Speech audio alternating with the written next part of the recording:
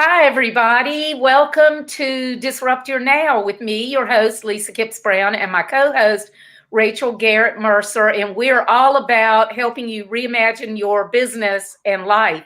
Tonight, we have the perfect guest for that, Manuel Astruc. And please correct me if I've just screwed it all up.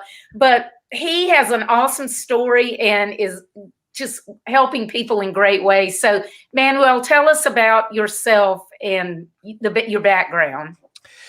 I'm a psychiatrist, and thank you for the kind introduction. The perfect anything is like great. So I'm a psychiatrist in private practice in Saratoga Springs, New York. And 13 years ago, it was September 2008, I hit a bottom. I was incredibly burnt out. And there was one afternoon where I remember I was looking at a picture of my twin sister, Magdalena, and the month before she had passed away from a brain tumor. And in that picture, she's smiling and she's glowing, and she just lived the end of her life in such a with so much gratitude and love and grace. And here I was, healthy, thriving practice, and totally burnt out. Wow. And I made a decision then and there that I was going to enjoy the ride no matter what. And that's led to me becoming a coach over the last 12 years. And this is where I'm going to take off my psychiatry hat and I'm going to put on my coaching hat. As a psychiatrist, we don't self-reveal with very good reasons. But as a coach, it's important for me to be able to talk about my background, the fact that I've had burnout, I've had problems with alcohol, I've had problems with depression.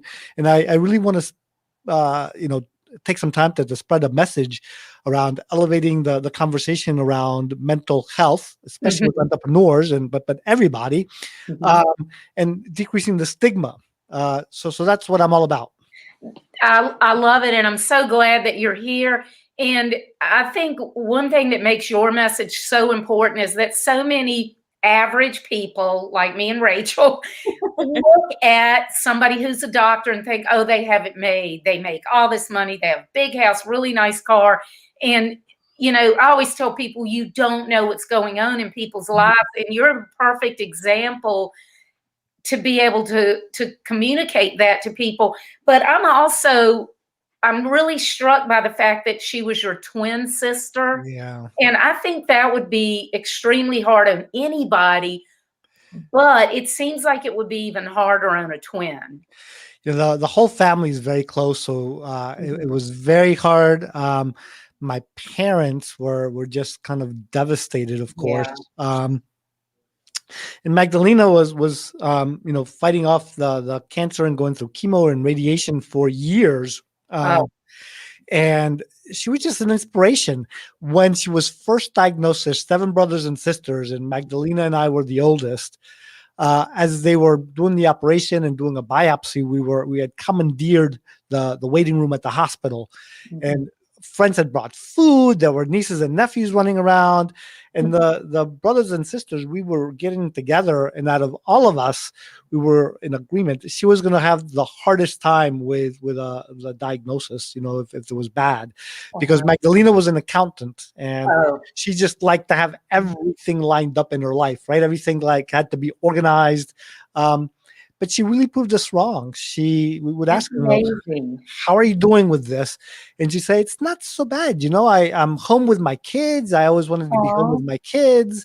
My family visits me all the time. My friends visit me. So she really showed us how to be grateful and how to live as she was going through her treatment. That is amazing. And I know you said she went through treatment for years, but I bet you the fact that she was so positive maybe gave her longer to live. What do you think of that? I think that you can't go wrong with being positive. Yeah. I mean, we'll never know, but yeah. And I have to say, I love her name. I don't think I've ever known anybody with that name before. Isn't it beautiful, Rachel? I was thinking the same thing. You said that. I was like, oh, that's gorgeous. Like, that's a beautiful name. Yes. You know what's funny? I'll tell you like a little insight. So one of my youngest sister, Patricia, she named her daughter Magdalena, and she didn't go by Mag. And then very recently, in the last year or so, she said, I really want to be called like my aunt was, Magdalena. So she has made that her request that we all call Oh, her that's Magdalena. awesome. Yeah. And I know that makes y'all feel good Yeah. Yeah. to be able to think of her. Not that you don't think of her anyway, but that's Right. what a wonderful tribute to her. Yeah. So you basically, you kind of hit rock bottom, but you also realized I lost her, but she had, compared to you, nothing, is because she didn't have her health. And she managed to be so positive until the end. So tell us how you made your mind up right then and there you were going to do it, and kind of almost like do it for her, I guess. Well, she was certainly the inspiration, and we all hit bottoms, right? So this is planet Earth. We all take our lumps. Nobody comes through without getting dinged up. This is a planet with gravity, and stuff's going to happen to everybody. And what we tend to do in recovery, what we talk about is we compare our insides to people's outsides. So like you're saying, they have it all together, and I don't. But even as a psychiatrist, the person who's supposed to be helping everybody else, I'd gone through a period of struggling with alcohol problems. I had problems with depression, and the final straw was the burnout that happened in 2008. Mm-hmm. And what happened at that point is that I really made a very firm commitment, right? I chose and committed to enjoying the ride no matter what. And Magdalena was the inspiration for that, without a doubt. And I carry on conversations with her like pretty much every day. But the steps that I took, first I had to make some changes to get my energy up, right? So simple stuff, move more, eat better, make sure that you're sleeping, develop a gratitude practice. I made a commitment to block out negativity in my mind. So my brain would still come up with things to fret about, right? So how hard I'm working, and there's no way out, and this is terrible, and I just like wouldn't pay those thoughts any attention. There was blinders to them, and it was looking at the future, what I could actually make a difference with. I cut out toxicity. So the news, I stopped listening to the news. I loved going into work listening to the sports radio. And I actually turned it off because sports radio had become a place where they talked about drama and negativity. Yeah, they're not talking about sports, they're gossiping. They're not talking excellence anymore. And I started to bury myself like with positive podcasts. I discovered podcasts around then, and things like what we're doing here now, right? So there are so many inspiring, uplifting stories and messages that give you hope. And that's what I like filled my brain with. And those were the changes that I made like right away that started to make a difference. And then over 12 years, I've done a lot of things. It's all about looking to the future and making my future bigger and trying to figure out what I could do, what I wanted to do. The idea was that I wanted to have a bigger impact. And initially it was to make more money, but that was a terrible motivator for me. But it was about making an impact, helping more people than I could, in my private practice, which was full. Like there's no more space in there. And over time, it's been starting to do podcasts and shows like this where I could carry a message. And my focus is entrepreneurs, but this applies to everybody, right? So we all go through hard times. And there's three things that I say that we've got to hold on to for ourselves and then to pass on to other people. So, I include this in every show I do. Number one is you don't have to be alone. Like when you're going through hard times, do not be alone. Number two, there is hope. There's always hope. And then number three is change is possible. I love all three of those. The thing about not being alone, I'm sure a lot of people would be like, well, that's easy to say, but like maybe I'm not married or whatever, they move somewhere and they don't have family there. That's one thing recently though that I've started using the Clubhouse app within a couple months. I Yeah. don't know if you've used it yet, Manuel, but it's awesome because you can go in there and talk to people and it's all talking, Yeah. speaking. So if you haven't used that yet, you really should get on it. I think you'd enjoy it. And I know that you could help so many people. Yeah. Yeah. When you So first, oh, sorry, go ahead. I was just going to say, when you first made those steps that you yeah. said, the very initial ones, getting up and moving around and eating better, did you try to do one thing at a time, like for a week, or did you more like this is what I'm doing and I'm going to do better everything? I had tried all of those in the past and failed to like develop a habit. Yeah. So just out of desperation, I started with very small goals for each one of them. Okay. So my exercise goal was like 5 minutes or less of exercise, but every single day, right? Right. So something every day, right? Yeah. Even if it's just walking around in a circle. I'd do a couple of push-ups, a couple of sit-ups, and I was like, I did it. And I developed a practice that I could sustain. With eating, I changed my breakfast first. Okay. My breakfast used to be Dunkin' Donuts. I'd run by Dunkin' Donuts, grab a bagel, and that was my breakfast. And often that was my lunch too.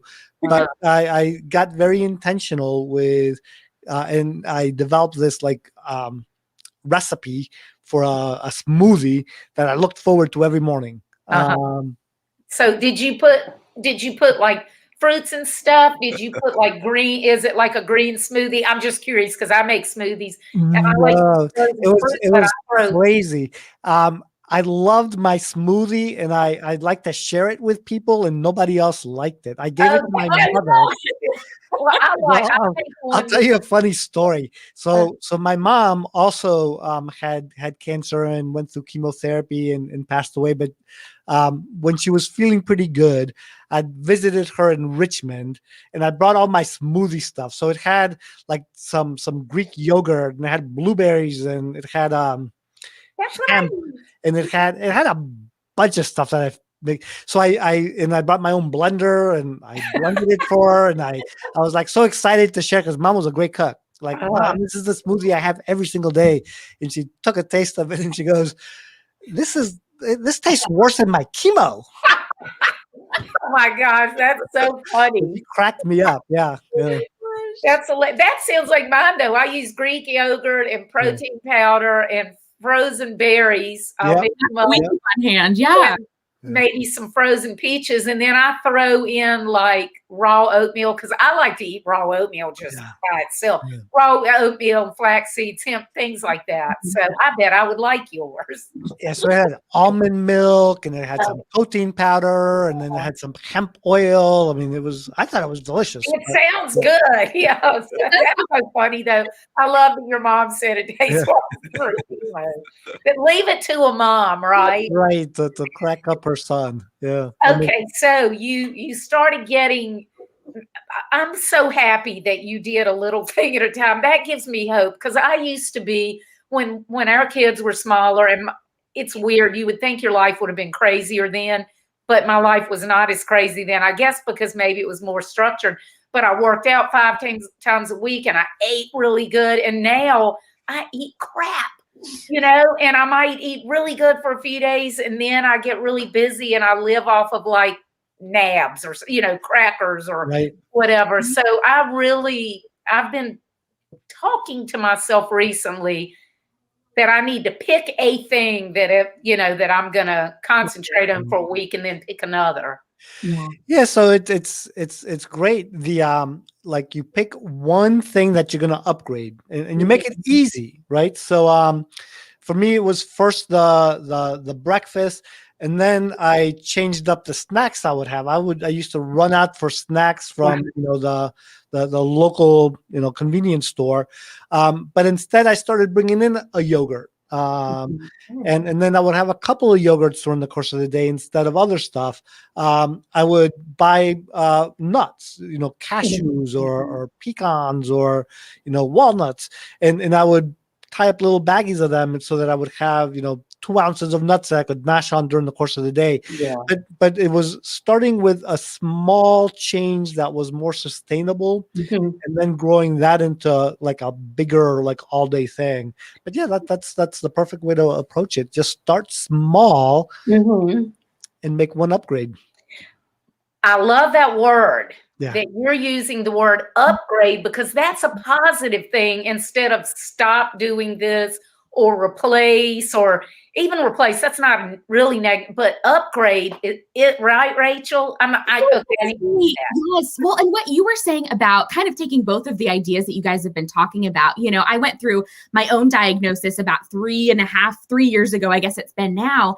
And it was a health thing. I type 1 diabetes, and it was okay. I would stand in the grocery store, and you would stand there and go, what the heck? What the heck can I eat? What the heck can I not eat? Uh-huh. But your mind would be filled with the negativity and those kinds of things, because you would hear it from the toxic groups. Like you're saying, you would end up with kind of both sides of the coin. You could either focus on these are the negative things, or you can kind of shift your focus and focus on the positive things. And I will say it took me a while to get in the groove where I was seeing the positive, seeing it as an upgrade versus a punishment or something like that. When you're really making those lifestyle changes and focusing on the positive things, not the woe is me, those kinds of things, really shifting into that place. That I just, when you were talking, Manuel, I was just thinking that, you can listen to the scary podcast, or you can join the scary groups, or you can jump into the things that are going to uplift you and put you in a better headspace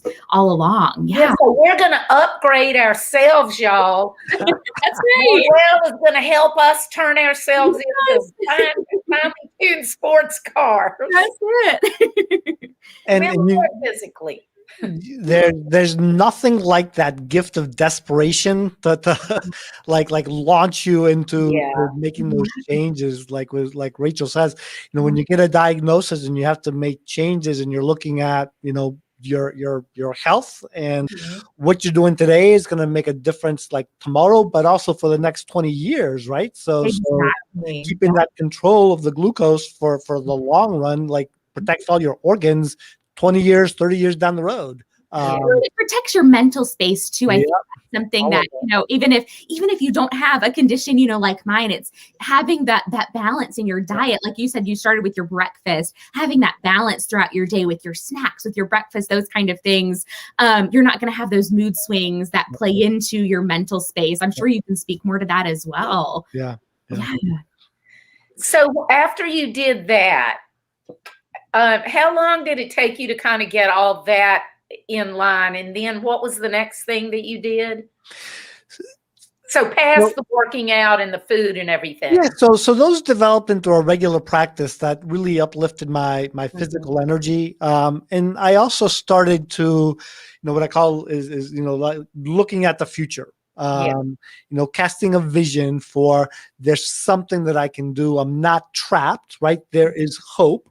And I started casting around. There's a concept which Cal Newport, in his book, So Good They Can't Ignore You, he calls it the adjacent possible. And the adjacent possible is the idea that you're good at whatever it is that you're doing, but one step off from that, it's like stepping from one room through a door into another room. It's very easy. That adjacent, and you can do small side projects that are very close to what you already do, that don't require a great deal of resources, time, money, or energy. And you test out these adjacent possibles with ideas of things that are aligned with this future vision. So for me, the vision was, I want to have a bigger impact. One of the first things that I did was to say, maybe there's some education that I can give the world. There's a diagnosis called bipolar 2 that isn't that well understood. It's often missed. And I said, let me teach on bipolar 2. I think I like teaching. So I organized some seminars locally, sent out flyers to the primary care doctors and to the therapists that, Dr. Astruc is going to put on a bipolar 2 Learn to Live Your Life seminar. And I put on a series of those, and I, you know, rented a room at the, you know, Holiday Inn, and we packed it. And I discovered some stuff, right? So we filmed it. I was doing YouTube videos. So if you look up Manuel Astruc, MD, bipolar 2, there's Mhm. videos of me talking about bipolar 2 on YouTube. Oh, good. And I discovered a couple of things. I discovered I was surprised that I really like to be up on the stage talking. Like that shocked me that was really fun for me. Yeah, it is fun, isn't it? And I also discovered that I didn't want to talk about illness. That after a couple of those seminars, I was like, you know, I really want to talk about wellness and health Yeah. and like lifting people up, and like, how can I do that? So I tried other things over the years. I tried to teach leadership, and I found out that I loved leadership, but I had a very hard time as a psychiatrist connecting with business people to teach leadership, even though I Yeah. could talk leadership. And ultimately, I started to really think about coaching. It was a hard shift for me, right? So there was a lot of resistance in my head about calling myself a coach. Okay. So I'm a psychiatrist. I've got a degree. I'm a professional. Yeah, yeah. National Code of Ethics. And it seemed like going into coaching was sort of taking a step into the Wild West. Yeah, What yeah. would people say? What would people think? Yeah. So it took me a while to cross over that. Mhm. One of the things, there were two big things that helped me. One was Brene Brown, when she came out with Daring Greatly. Yeah. And she starts off that book with the Man in the Arena speech from, you know, Teddy Roosevelt Mhm. from 1915. And it talks about, you know, it is not the critic that counts. It is not the man who points out where the great man stumbles or the doer of deeds could have done things better. It's the man who's actually in the arena, who's you know, getting his butt kicked. You know, that's who counts. So it inspired me to say, you know, I want to change lives in a different way. And it doesn't matter what you call it, but, you know, being in the arena is where I need to be. I can't be on the sidelines worried about it. I've got to go in there and get my butt kicked, see what it's like. And also clarifying what coaching was. And one of the people who helped with that is Kale Kaufman. She's the head of the Institute of Coaching in Harvard. And she's a psychologist. And she says that, you know, therapy and mental health is all about following the trail of tears to find the pain. And coaching is about following the trail of dreams to really have people, you know, get to where they're going to hit their dreams and their goals. I So like that that. really inspired me too. So I felt a lot more comfortable becoming a coach. And then it's been about, you know, for 3 years, I've done coaching seminars with, you know, my coaching company is Your Next Act. It's, you know, who are you becoming? Mhm. Where are you now? Who do you want to be? If we're going to change, we've got to become the next version of ourselves. And then your next act is, what are the actions you're taking that are aligned with that? Okay. And then I talk about happiness and mental fitness as the engine that gets you from where you are to where you want to be. Mhm. And my goal was to like get more comfortable coaching locally, and then COVID hit. Yeah. And my goal was to get bigger down the road, but with COVID, it was like, you know, there's no more live workshops like I was doing. So I really had to, you know, niche down and say, you know, I wanted to work with entrepreneurs, and, you know, now it's like, you know, time to work with entrepreneurs, Yeah. and just launch myself out there. So that's what I do now. I love the thing that you talked about. Was it an adjacent step? Is that what you Yeah, said? so there's a couple of ways to talk about it. Adjacent possible is the word that Okay. Mhm. that he uses. But That's yeah, good. That's really interesting. Yeah.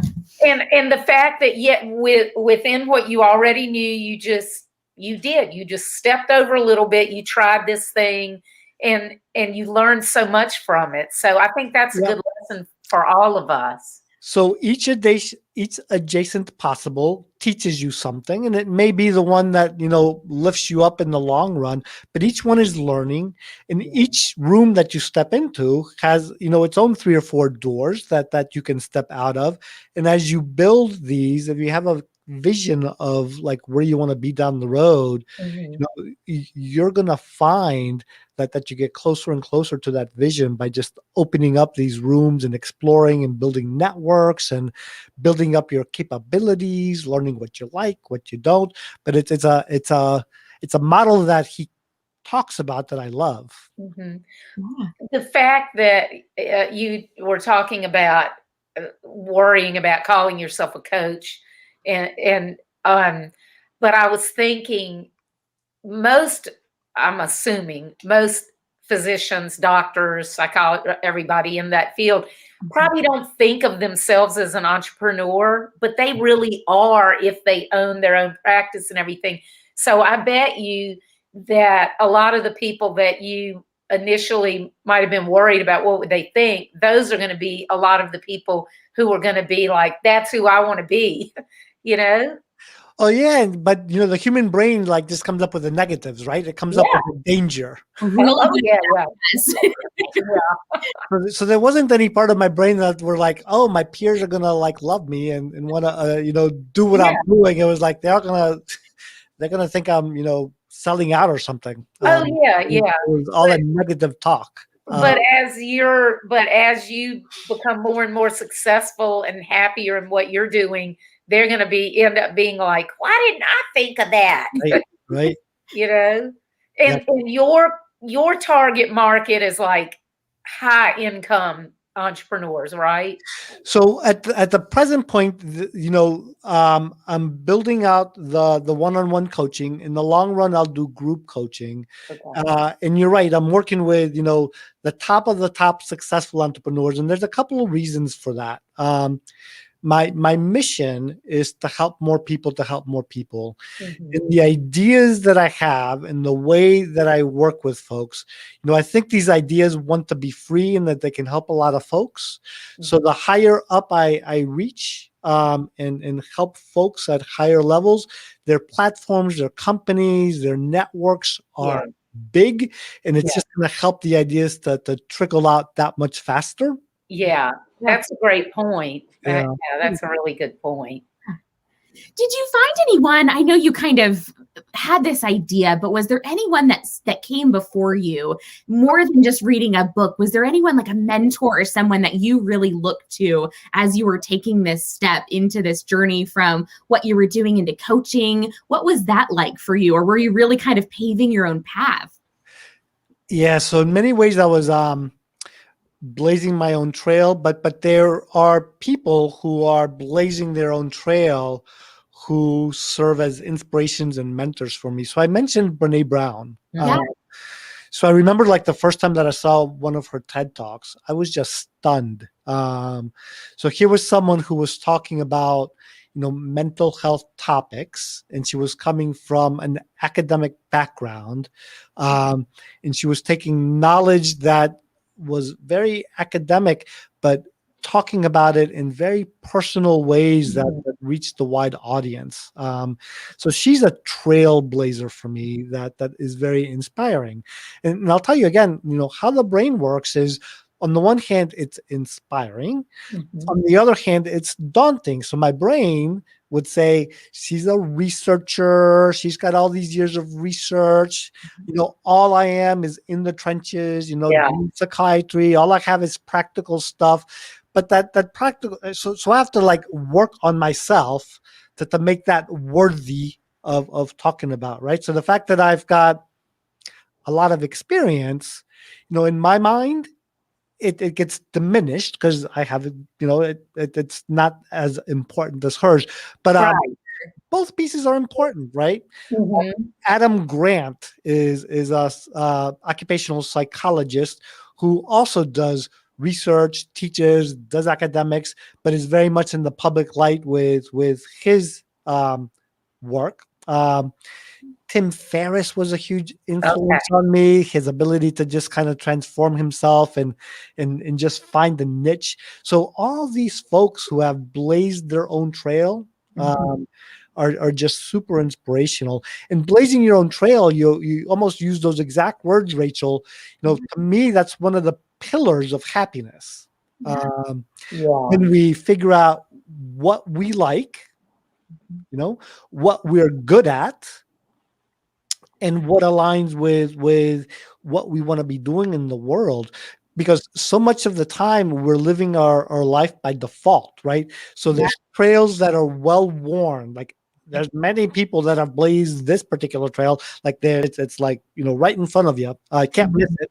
But blazing your own trail takes a little bit more work, and that's Yeah. life by design instead of by default. Mhm. Absolutely. Yeah, I think personally, I think that a lot of entrepreneurs end up being unhappy because we do follow what other people, I'm in this business, they're in the same kind of business, therefore I need to do what they're doing. And, you know, we all start our business because we want to work for ourselves, but we start forgetting about that and we start taking the safe route, which is why I'm writing my book, Disrupt Your Now, The Successful Entrepreneur's Guide to Reimagining Your Business and Life, trying to get people to take a step back and be like, wait a minute, you know, what is it? Like you know, what is it that I want in my future? What is missing? What can I change? Yeah. And this is like, Rachel, for you, I mean, it's especially like if you're starting something, you know, the way that entrepreneurs will define success is usually, you know, what's my checkbook look like, right? Yes. What my bank balance look like, and how big is my company, and things like that. And when you're blazing your own trail, if you look at that as success in and of itself, like the other stuff will come in whatever time frame it comes, right? You've got to be able to meet your basic needs, you know, to begin with. But if you're looking at happiness and things like, I'm blazing my own trail, I'm doing my own thing, I'm designing my own life, and you focus on that piece as success, and you're taking your eyes off of you know, the size of the company and all the other metrics that we tend to use, that happiness, I think, in the long run will amplify into greater personal success, business success, and you're going to be a lot happier along the way. Totally agree. I think, and along with that too, I've tried to make a point as I'm building this to remind myself just absolutely what you're saying, as opposed to being like, oh, I made this much this month, or I grew by X amount. I've been trying to make a conscious effort to take a step back. And I have a couple other entrepreneurial friends that do this same thing, where it's what is something you're proud of? What is something you made an impact with that month? Or what is, you know, what's that client impact like? That's been something I've been writing on my board in front of me every month, is making an effort to praise myself for something. That's good. That impact, because those are the things that are negative self-talk. We all get in those ruts. I know you mentioned that last week. It's that one little thing with trying to do a schedule like somebody else set you off, and now, you know, a challenge it for you as well. Yeah, I was telling Rachel that I read a book, and it's a really good book, but I really enjoyed reading it. I thought he had some great points, but at the end, he gave like a prescriptive thing of, this is what you need to do. Get up earlier, do this, do this. And I know I'm not like that. I know I'm not a morning person, but I decided I can do this. I'm going to do it. I'm going to grow up and I'm going to be a morning person, you know, and just doing a schedule. I got so anxious and just so, and so I didn't do it. I was like, this is stupid. I mean, I know better. I'm 59, man. Well, I should have been like, okay, fine, that works for him. But even though he says this is what you need to do, no, I don't. I'll figure out my own thing. And I didn't do it, but just the thought of doing it just flipped me out. I had a few bad days that I was just like kind of in a spiral. Yeah. It's so bizarre, especially because I've been working for myself for over 30 years, and I'm usually pretty good about, you know, not trying to force myself in someone else's box. So I'm really not sure. I've been trying to figure out why I let myself even do that. Then I started even wondering, was it a way to procrastinate? No, that's interesting. It's hard to do the self-analysis. Yeah, it is. What do you think is of the people that you've coached, what are some of the most common issues that you've seen, or things that things that people have needed help with or wanted to change?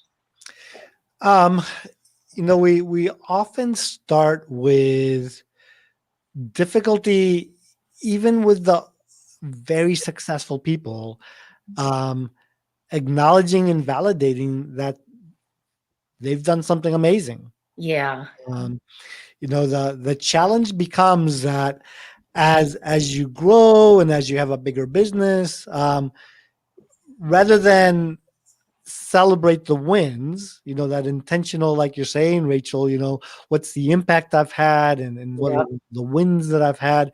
We tend to get very focused on growing bigger, doing more, and comparing ourselves to the next mountaintop that we've got to get over, the next company that we're trying to be like. And the ability to just kind of recognize, I'm doing something that's pretty remarkable, Mhm.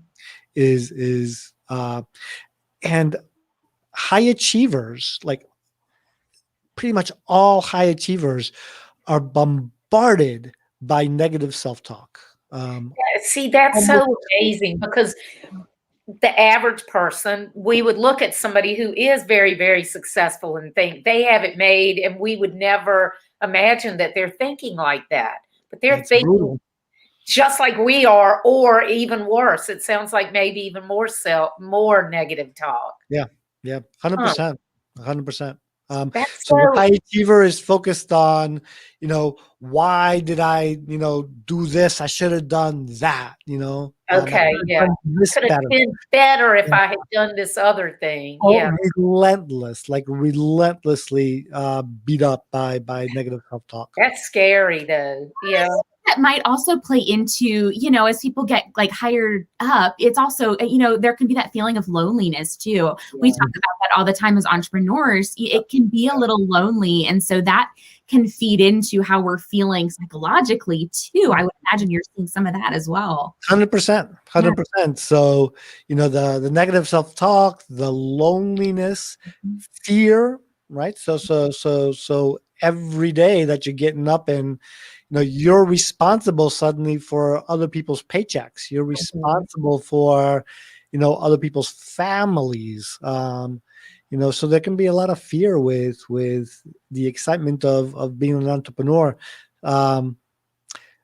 We tend to look at, the success and the size of the company. We don't recognize that there's a human being with like normal human emotions in there. That's the other side of success, right? So that's kind of what I help. It's we have the side of success that everybody gets to see, that but then the other side is the negative self-talk, the stress, the anxiety, the burnout, the depression that often comes with high achievement. Yeah.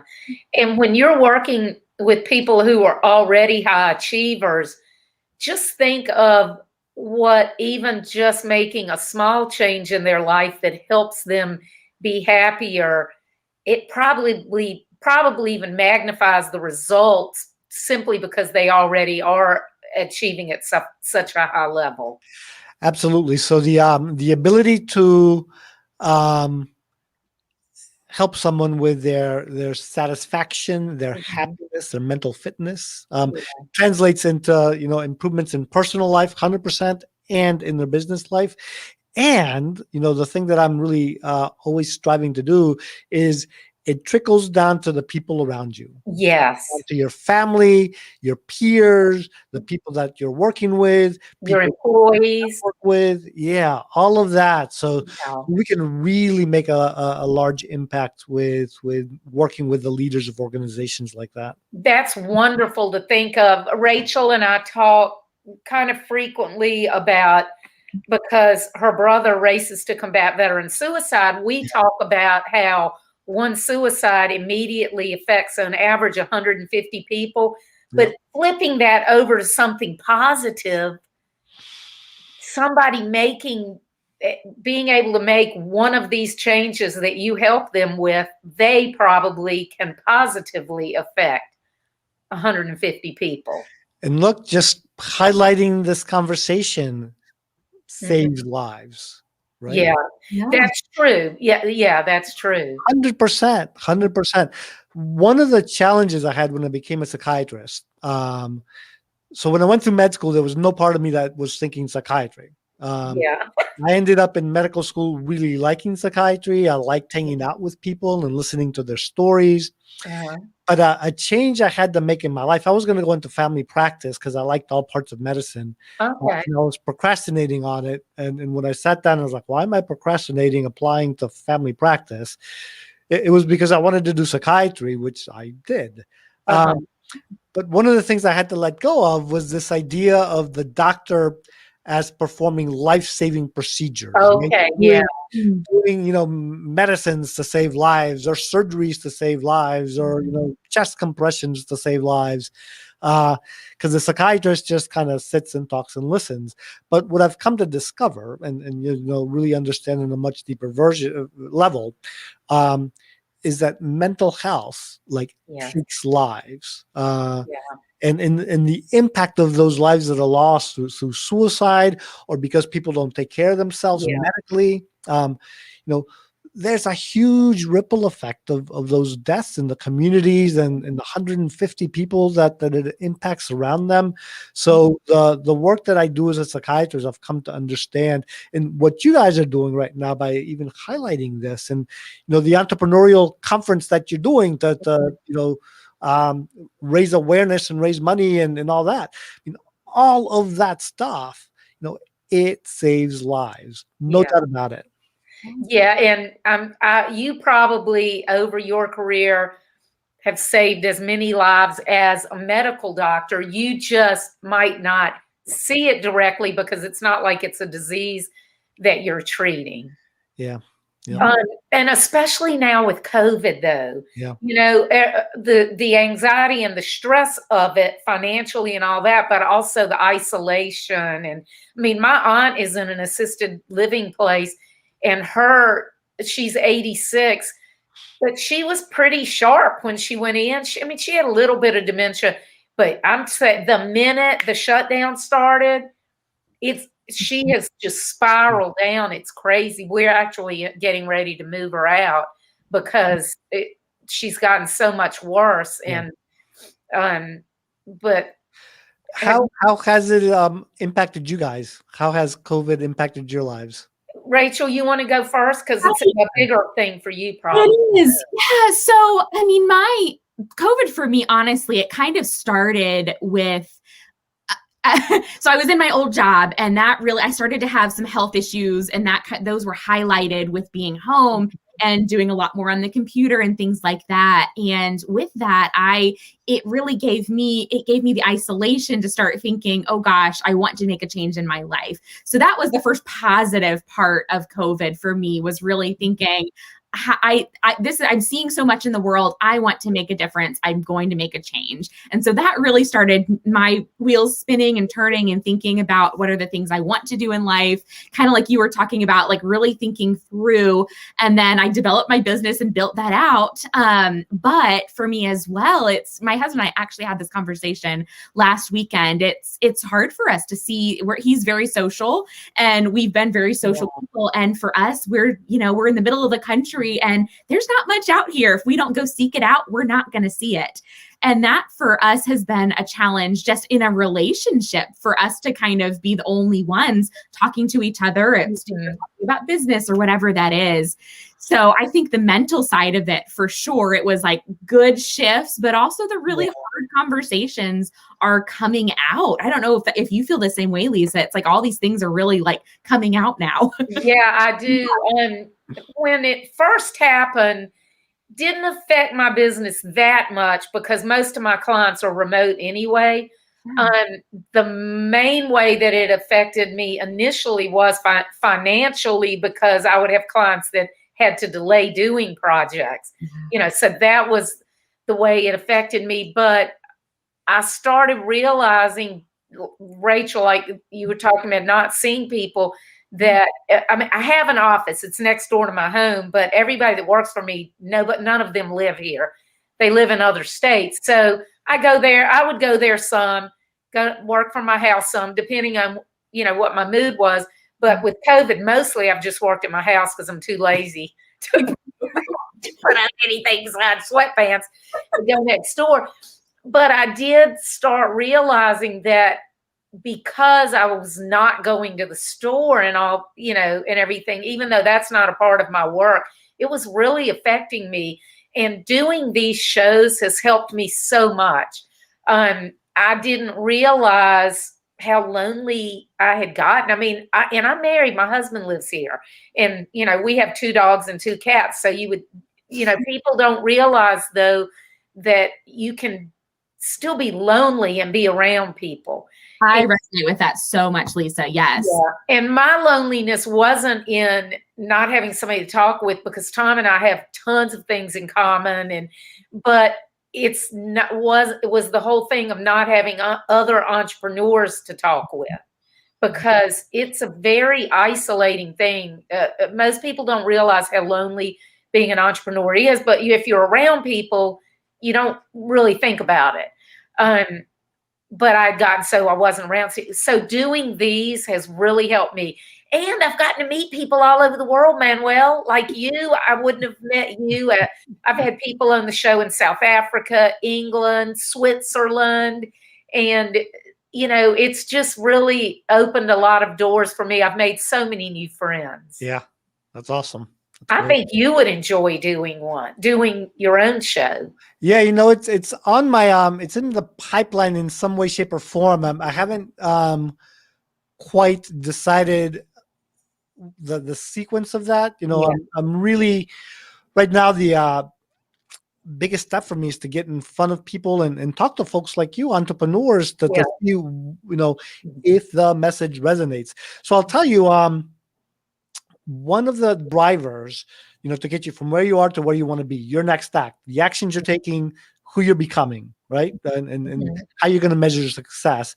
I talk about the happiness rules, and there's an on-ramp, and then there's 4 pillars. The on-ramp is first that commitment and that choosing that you're going to be happy. Right. So happiness has got to be somewhere in the conversation as we're working on whatever trail we're blazing. Okay. And then we work on the energy piece. And we talked about energy: move more, sleep, eat better. That's the doctor in me coming out, but it also helps your energy. And it helps you 10, 20, 30, 40 years down the road, be able to move and to think and to live your life. So that energy piece helps you now, helps you later. And then we got 4 pillars. First is recognize we are never finished products. Right? Okay. Learning and growing is part of happiness and fulfillment and success for us. At the point that we've got it all figured out, at the point that we know our job inside and out, and we're not looking for the next challenge and more growing and curiosity and discovery, that's when we start to veg out. That's when we start to drink or to just watch Netflix all night long or we're bored. We're bored. We're not challenged. Yep. And we don't feel valuable, and not necessarily in a financial, but the more you learn, it makes you feel more important. It's critical. Second piece is what you were just saying before. You got to connect, right? So connection and relationships, there's so much evidence that we look down the road at people's level of physical health and emotional health, levels of happiness are directly correlated with their relationships. Right? So connecting and having a tribe and having important people in your life that you can share your life with is really an important thing to kind of continue to develop that loneliness of the entrepreneur. That's part of what we want to overcome. Next is the idea of blazing your own trail. And we've hit on that a little bit, but blazing your own trail is all about knowing yourself, what you're good at, what you like, getting better and better at things. And rather than taking the, life by default, like that you really, even if you're taking a job where as a teacher or, at a firm somewhere, that you can still be thinking in terms, what is your own unique career Yes. path that you're going to be taking? And what's the contribution that you're going to be making with that? So blazing your own trail. And then the last piece is where I started my journey after my sister died. It's like, commit to enjoy the ride no matter what. And the quote from Viktor Frankl, who was the author of Man's Search for Meaning, he was a psychiatrist who was in a prisoner of war camp in Germany, and he survived it. But at the end of it, he wrote books and did stuff. But one of the quotes that he has is that everything can be taken from a man, but the one thing, the ability to choose your attitude no matter what the circumstances, to choose your own way. And that is, very aligned with no matter what, commit to enjoy the ride in spite of all the difficulties that life is going to give us. Like, life is going to beat us up. There's no way around that. This is planet Earth, and obstacles happen, but also awesome things happen as well. That's right. I mean, and can you even imagine if bad things didn't happen? I mean, it just wouldn't be, because even if everything was great that happened, then there would have to be things that aren't as great. So then they become bad, I guess. Well, it makes you appreciate the good too. You think about, when you come out of those dark seasons, when you come out of those really hard things, it just makes you appreciate the good things and you look for them. I love the things that you just listed, and I'm going to take that clip. I'm going to make that clip into a video that we share separately so that people can listen to that, and then I can also write it down so I'll remember it. I love that.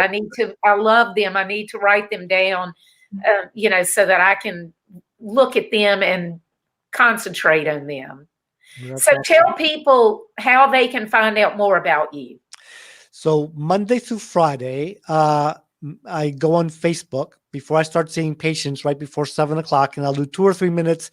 It's my morning musings, and it's where I talk all things leadership, success, happiness, for 2 or 3 minutes. And you can find that on Manuel Astruc Coaching. Are you talking live? You're doing Facebook Live talking? Yep. Okay, cool. Okay, nice. So I usually get like one person watching. But the great thing is, but it's okay. I started doing it. It's going to be 4 years in April that I started doing it. And the decision to do that was that I wanted to clarify my thinking. Yeah. And I think that writing would be like a great way every day, do a little journaling and clear, but I didn't have time. So I can talk for 2 or 3 minutes every day. I can commit to that. And it just became a practice. And the first time I did a Facebook Live, like, nobody was watching. But I was shaking. I was so scared. Yeah, because it feels so awkward, especially if you're just like so different. It was a whole man in the arena thing. And the first time that I did a morning musings was on my birthday and Magdalena's birthday. And I was literally looking at the phone, and I put it down, and I picked it up and I put it down. And then I thought of Magdalena, and I'm like, Mag, I'm going to do this. I just that's the phone and did a little thing. And now it's going to be 4 years in April that I've been doing it. Monday through Friday. So sweet. And you did it on y'all's birthday. I love it. And just the thought, I'm going to have to go back and look at some of the old ones and then look at the new ones. But, the thing you said, sometimes there's nobody watching, but the thing is, it doesn't matter because it's recorded and people can watch it later. People can watch it. Somewhere. Yeah. My website is manuelastruc.com. Okay. And for viewers, there's a special link that you can click on. It's manuelastruc.com/free. Okay. And if you click on that, there's actually a 13-minute clip. This is a sweet story of my morning musings. One of my sons wanted to give me a birthday present last year, and he's very creative. He graduated from college with a film and philosophy degree. Oh, And he's always liked to make videos for the family for their birthdays. And he'll take, pictures and, from years and put up music and give us a Aw. video. So I thought that's what he was going to do. But like week after week, I'm not done yet, Dad. I'm not done yet, Dad. And finally, after months, he sat me down. And what he had done, he had listened to over 200 of my morning musings. God. And he had categorized them, and he pulled out a bunch of categories. He pulled out one as his favorite, and he took the audio and he put it to music with pictures, and it's just delightful. Oh, I can't wait to go see it. Yeah. That's amazing. I'll include the link in the show notes for the show too. Yeah. I love things like that. I cannot wait. I'm so glad that you told us that. Yeah, so it was a remarkable gift, and he's such a humble young man. When people watch it and get something good from it, and say, I heard this feedback. He's always like, I don't even know how to like take that in. But That's really sweet. It's really remarkable. Yeah. Well, I can't wait. I really appreciate you joining us. I know, Rachel, I've had a ball. I'm sure you have too. Thank you so much. This has been great. Yeah, you shared a lot of information that will help us a lot. I want to remind everybody, next week, we have a Disrupt Your Now Entrepreneur Conference, Tuesday, Wednesday, and Thursday night from 7 to 9. We're going to have 2 different entrepreneurs each night talking with y'all, and they range from, like, one is the founder of Fundraiser, one is a blind chemist who created blind tastings for, Francis Ford Coppola's winery, and he got an award from President Obama for Champions of Change. And another one owns a marketing company and has worked with clients like Disney and Netflix. So it's going to be a lot of fun. It's only $30, and it benefits 100% of it benefits our NASCAR team that's racing to combat veteran suicide. It'll just help pay expenses so that we can get the car on the track and, and help people be more aware of the free services. That is at disruptyournow.com. So make sure that you go to Manuel's website and look at that video. I can't wait. And I really appreciate you being here. It's been a pleasure. Thank you so much for having me so that, I can, get the message out. You don't have to be alone. Yeah. There's hope. Change is possible. Well, and I'm going to make my daily habit. The first thing I'm going to change is I'm going to watch your Facebook Live every morning. Thank you so much. I might not make it up at 7, but I'll watch it. That's great. That's great. Yes, I am. That's something that will be really easy for me to do, and it's a positive thing. Great. So, it'll be your gift from a gift from you to me. Oh, be happy to have you on board. Yeah. Thanks, y'all. I'll talk with you later. Bye, guys. Thanks. Bye-bye. Thank you.